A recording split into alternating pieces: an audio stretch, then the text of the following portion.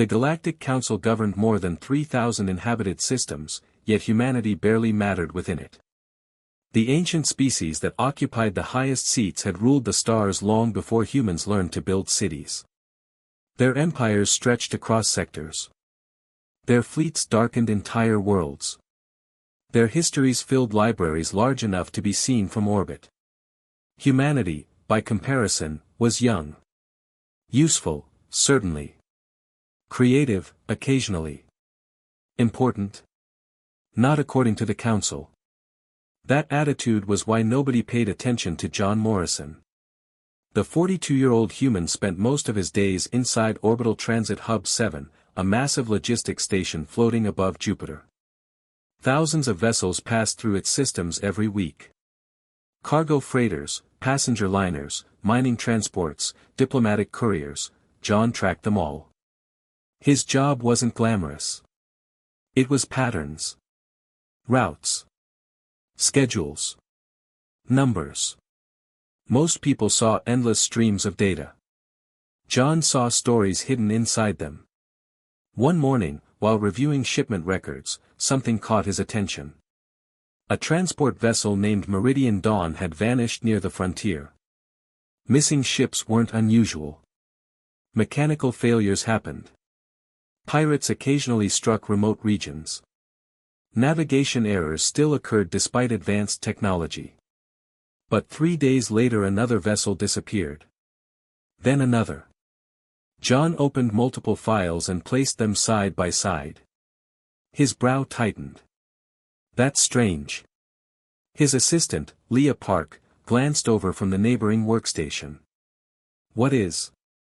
John enlarged a star map. Look. Leah stepped closer. 3 blinking markers appeared across a vast stretch of space. They vanished months apart, she said. Yes. So. John highlighted several navigation routes. The lines formed a subtle curve.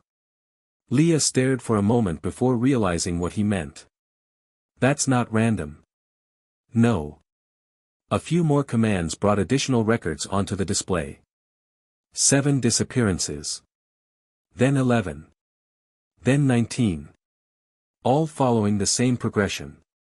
Something was moving. Not drifting. Advancing. Leah folded her arms. Pirates. John shook his head. Pirates steal cargo. Accidents. Accidents don't form geometric patterns. Silence settled between them. For the next 2 weeks John buried himself in transportation archives stretching back years. The deeper he searched, the worse it became. Ships. Outposts. Communication relays. Survey stations. All disappearing along a widening corridor that pointed directly toward populated sectors. Every calculation produced the same conclusion. The incidents were connected. By the time he finished compiling evidence, he had assembled a report nearly 600 pages long. Human authorities reviewed it first. Unlike the Council, they took logistics seriously. Several analysts agreed the pattern deserved investigation. Within days the report was forwarded to the Galactic Council Security Committee. Weeks later, John found himself standing inside the largest political chamber in known space. The council hall resembled a small city enclosed beneath a transparent dome. Hundreds of representatives occupied elevated platforms surrounding a central floor. John stood alone in the middle. A human among giants. He activated the presentation. Star maps appeared overhead. The disappearances are not isolated events, he began. Their locations indicate coordinated movement. Some representatives watched attentively. Others looked bored. John continued. The progression suggests an external force advancing toward major population centers. Murmurs spread through the chamber. Several delegates exchanged skeptical looks. Then High Chancellor Zaltorin rose from his seat. The towering alien possessed silver skin and eyes like polished stone. His reputation for arrogance was well known throughout the galaxy. A fascinating theory, Zaltorin said. The tone made clear he found nothing fascinating about it. John remained calm. It isn't theory, Chancellor. It's evidence. Zaltorin slowly descended toward the central platform. Evidence provided by a logistics coordinator. The chamber erupted with scattered laughter. John ignored it. The source of information doesn't change its validity. Perhaps. The Chancellor gestured toward the floating maps. You're asking this council to divert fleets, resources, and funding because shipping records appear unusual. I'm asking the council to investigate before the situation escalates. And if there is no threat? John met his gaze. Then we've wasted a small amount of time. And if you're wrong? I'm not. The confidence irritated several representatives. Zaltorin smiled thinly. History is filled with citizens who mistook coincidence for conspiracy. John pointed toward the projected routes. Coincidences don't move in straight lines across hundreds of light years. The Chancellor barely looked. The Security Committee has reviewed your findings. A pause followed. Then came the verdict. The Council finds insufficient evidence to justify action. Several platforms illuminated green. Approval votes. One after another. The decision was already made. John felt disappointment but not surprise. Politics rarely rewarded caution. Zaltorin turned toward the assembly. Human concerns regarding this alleged threat are officially dismissed. More approval signals appeared. Then the Chancellor delivered the line that would later haunt the galaxy. As for Mr. Morrison, his strategic relevance to this matter is inconsequential. The vote became unanimous. The report was archived. The hearing ended. John left the chamber carrying the same data he had arrived with. Nobody followed him. Nobody asked questions. Nobody cared. Hours later, while his shuttle crossed the orbit of the Council station, an emergency alert flashed across every screen aboard the vessel. John opened the transmission. A frontier colony designated Horizon's Reach had suddenly gone silent. No communication. No distress signal. No survivors responding. Population. 32,000. Gone. John stared at the alert. Then he looked through the shuttle window at the distant Council station shrinking behind him. For the first time, he wasn't worried about being ignored. He was worried that he had been right. The investigation team arrived at Horizon's Reach expecting destruction. Instead, they found silence. Every building stood intact beneath the colony's artificial sky. Vehicles remained parked where their owners had left them. Restaurants still displayed unfinished meals. Power grids functioned normally. Water systems operated without interruption. The colony looked alive. It wasn't. 32,000 people had vanished. No bodies. No battle damage. No emergency broadcasts. Nothing. The images spread across interstellar networks within hours. Fear followed. For John Morrison, the footage confirmed what he had already suspected. Something was moving through the frontier. Something organized. Something deliberate. 3 days after Horizon's Reach disappeared, a mining settlement lost contact. A week later, a communications relay station went dark. Then an agricultural world stopped responding entirely. The incidents accelerated. Yet the Galactic Council refused to change course. Official statements described the events as isolated disruptions. Trade accidents. Equipment failures. Possible acts of piracy. Nobody with access to the evidence believed those explanations. Not anymore. John sat inside his office aboard Transit Hub 7, studying fresh reports. Leah entered carrying a data slate. You need to see this. John accepted it. His expression hardened. Another colony. Population 80,000. No survivors. Leah shook her head. The room fell quiet. Across the galaxy, shipping schedules were beginning to collapse. Merchant companies cancelled routes near frontier sectors. Insurance providers suspended coverage. Freight costs doubled within weeks. Entire economies started feeling the strain. Meanwhile, Chancellor Zaltoran continued appearing before the media. There is no evidence of a coordinated threat, he announced during one broadcast. John switched off the recording halfway through. He's still protecting his decision. Leo leaned against the console. At this point he's protecting his reputation. John couldn't argue with that. Since the council refused to investigate properly, he started building his own network. Cargo captains. Survey crews. Independent explorers. Frontier governors. Anyone willing to share information. Most ignored him initially. Then the disappearances kept happening. Suddenly people returned his calls. One of them was Captain Ressa Vorn, a veteran transport commander whose routes crossed dangerous regions. Her image appeared above John's desk. "I saw something," she said. "What?" "A fleet." John sat forward. "What kind?" "I don't know." "Council vessels?" "No." "Pirates?" "No." She hesitated. "I've spent 40 years in space. I've never seen ships move like that." John's pulse quickened. "Explain." "They weren't using recognized propulsion systems. Sensors couldn't identify energy signatures. Half my scanners stopped functioning when they passed." "Did they attack?" "No." Her voice lowered. "They ignored us completely." That answer disturbed John more than an attack would have. Predators ignored things that weren't targets. A week later another contact arrived.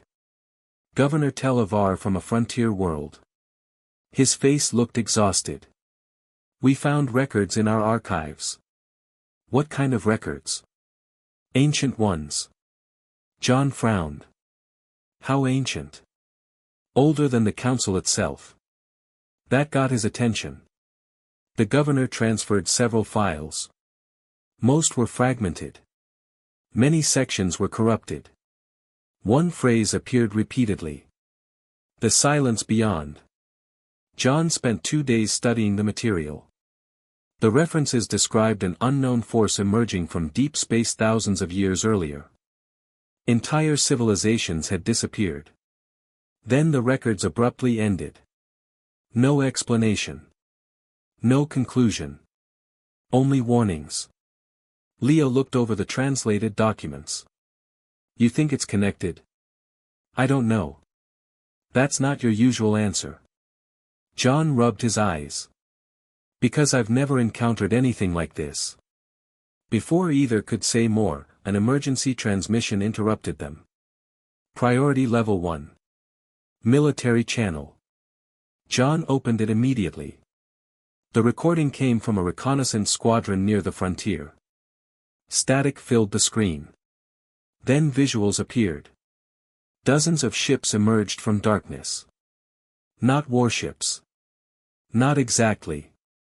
The structures looked grown rather than built. Black surfaces absorbed light. Their shapes shifted continuously as if alive. One scout vessel moved closer. The feed distorted. Moments later it exploded. Then another. And another. Within seconds the entire reconnaissance squadron vanished. The recording ended. Neither John nor Leah spoke. Finally she whispered, "That's impossible." John stared at the frozen image. "No." His voice sounded grim. "It's real." News of the encounter spread despite council censorship. Markets crashed.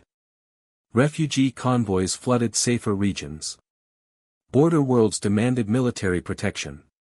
Defense fleets mobilized. For the first time, panic reached the core systems. Still, the council hesitated. Meetings multiplied. Committees formed. Investigations launched. Action remained absent. While politicians debated, John continued tracking the attacks. He mapped every disappearance. Every fleet engagement. Every communication blackout. Hours turned into days. Days into weeks. Eventually a pattern emerged. He enlarged the galactic map. Leah walked over. "You found something?" "I found where they're going." She stared at the highlighted route. The advancing line pointed toward a heavily populated industrial world called Vera Prime. A critical transportation hub. A system supporting nearly 2 billion inhabitants. John immediately transmitted his findings to the council. No response. He sent them again. Nothing. 3 days later Vera Prime came under attack. The first reports showed orbital defenses collapsing within minutes. The second wave revealed entire military formations disappearing. The third transmission ended abruptly. Exactly as John had predicted. This time the galaxy noticed. Governors began requesting his assessments. Fleet commanders asked for his data. Independent news networks circulated his original report from the council hearing. For the first time, people compared his warnings to the council's denials. Late that night, John received another message. The sender belonged to a senior alien administrator from a neighboring sector.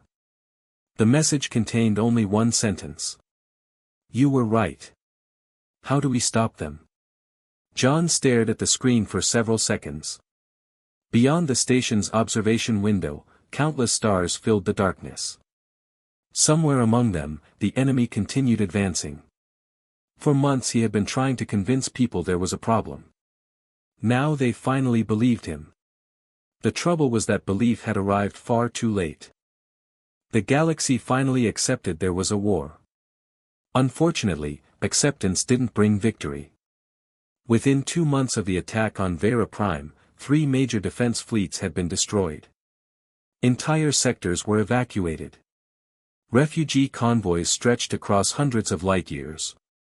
Every day brought new reports of worlds falling silent. The enemy never demanded surrender. Never negotiated. Never communicated.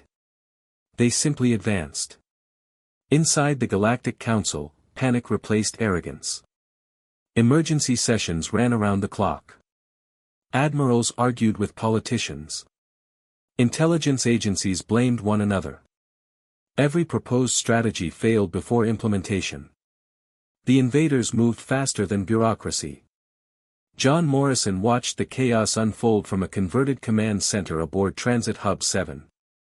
Ironically, the same officials who once ignored him now requested daily briefings.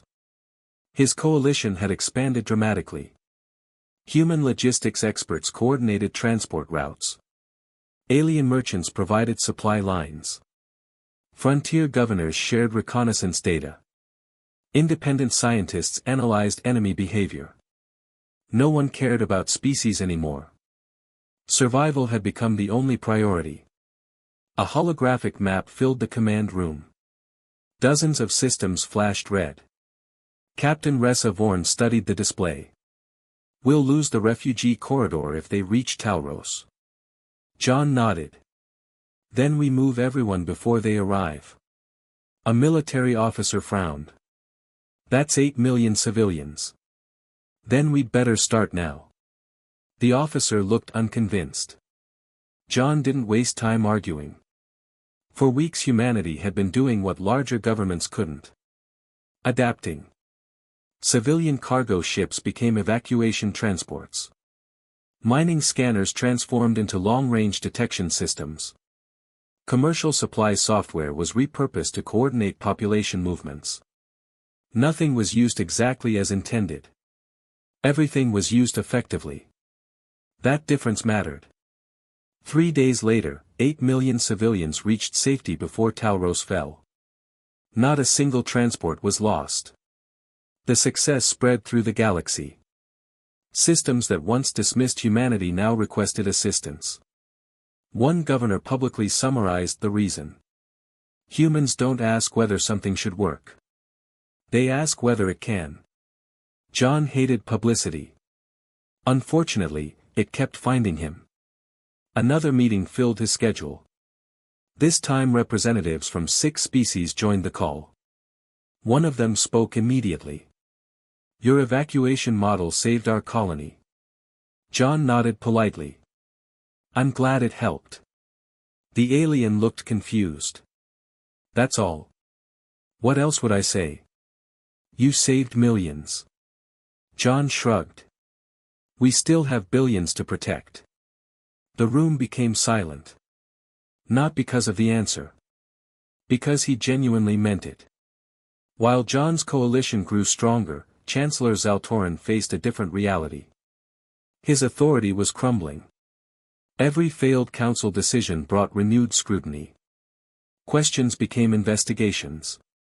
Investigations became accusations. Then came the leak. Someone inside the council released classified records. Within hours every major news network carried the story. The documents revealed that John Morrison had warned the council months before the first colony disappeared. The evidence had been reviewed. The warnings had been validated. Then they had been buried. By order of Zaltorin. Public reaction was immediate. Protests erupted across dozens of worlds. Political allies abandoned the chancellor.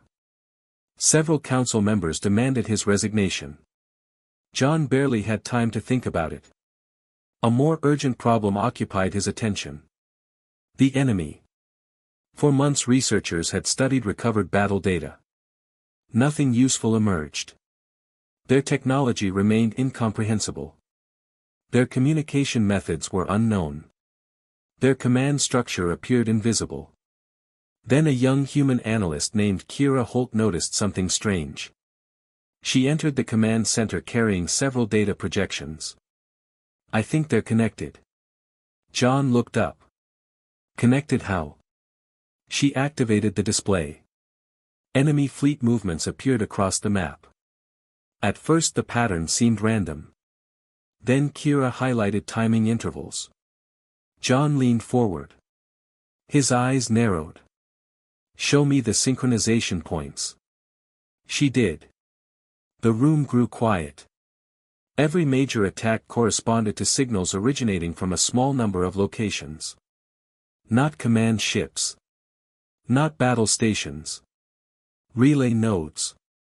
Ressa stared at the projection. "You're saying those coordinates control everything?" "Maybe not everything," Kira replied. "But enough." John studied the information. The pieces finally fit together. For the first time since the war began, he saw weakness. The enemy wasn't invincible. They were organized. And organized systems could be disrupted. A dangerous plan immediately began forming. Several days later, coalition forces launched coordinated strikes against one identified relay node. The result exceeded expectations. Enemy formations in the region lost cohesion. Attack patterns became erratic. A defending fleet achieved the first significant victory of the war. Celebrations erupted throughout Allied space. Hope returned. Not confidence. Not certainty. Hope. For a galaxy on the brink, that was enough. 3 additional operations produced similar outcomes. The advance slowed. Then stopped entirely in several sectors. At the same time, new leaks exposed more council misconduct. By now public trust had collapsed. Many governments stopped following council directives altogether. Instead, they followed coalition recommendations. In practice, John Morrison had become the most influential strategist in the galaxy. He never wanted the role. Yet circumstances left little choice. Late one evening, after reviewing casualty reports, he stood alone beside the observation deck. Stars filled the darkness. Leah approached quietly. "You should get some sleep." Later. She studied him. "You found something, didn't you?" John remained silent for several seconds. Then he activated a classified star map. Highlighted coordinates appeared beyond known space. Leah's eyes widened. The source. John nodded. All relay activity traces back there. Can we reach it? Yes. Her expression tightened. And if we destroy it? John looked toward the distant stars. The answer carried the weight of the entire war. Then we end this. For the first time, victory seemed possible. The problem was getting there. And everyone knew the final battle would be the most dangerous mission in galactic history. The largest fleet ever assembled vanished into deep space. Thousands of warships. Tens of thousands of support vessels. Representatives from more than 80 species. For the first time in modern history, the galaxy moved as one. And all of it was heading toward coordinates discovered by a logistics coordinator nobody had considered important. John Morrison stood aboard the command ship Resolute as the coalition crossed the edge of known space. The stars ahead looked wrong. Dense. Distorted. Almost hidden behind a vast field of artificial structures. Silence filled the bridge. Then sensors finally resolved the image. Nobody spoke. An enormous network stretched across an entire star system. Countless black constructs orbited a dying star.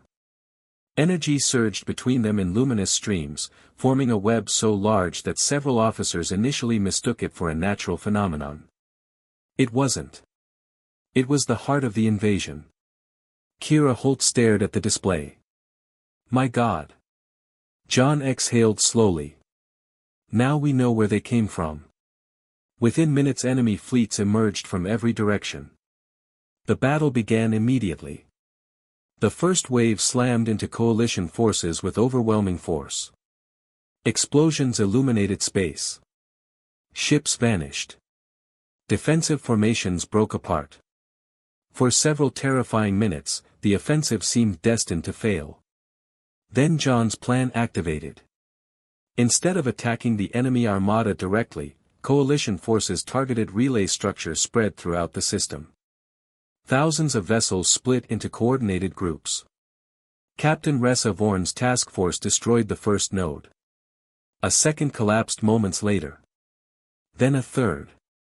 Across the battlefield, enemy movements began changing. Their precision disappeared. Formations drifted. Attack patterns lost synchronization. A communications officer looked up in disbelief. It's working. John never took his eyes off the tactical display. Continue. More targets exploded. The massive network flickered. Every destroyed relay weakened coordination across the system.